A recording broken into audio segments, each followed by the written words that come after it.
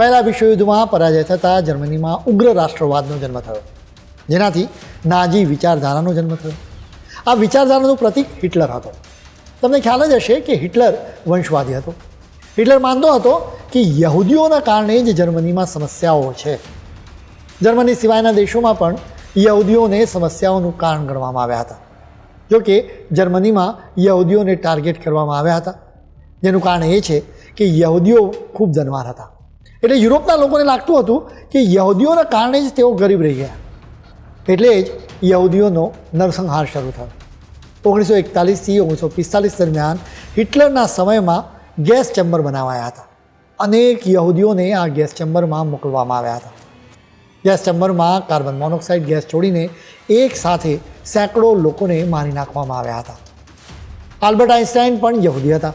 હિટલરના શાસનમાં બચવું મુશ્કેલ રહેશે એમ લાગતા તેઓ જર્મની છોડીને અમેરિકામાં જતા રહ્યા હતા.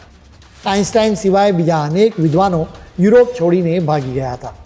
આજની તારીખે યહૂદીઓની કુલ સંખ્યા 1.5 કરોડ છે. આ 1.5 કરોડમાં લગભગ 72 લાખ યહૂદીઓ ઇઝરાયલમાં રહે છે.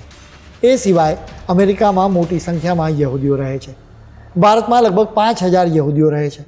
જર્મનીમાં નરસંહારની શરૂઆત થઈ એના પહેલાં યહૂદીઓની કુલ વસ્તી 1.70 કરોડ હતી, જેમાંથી 90 લાખ લોકો યુરોપમાં રહેતા હતા, જેમાંથી 60 લાખ યહૂદીઓની હત્યા કરી દેવામાં આવી હતી. હવે ઝડપથી 1948ના વર્ષમાં પાછા ફરીએ.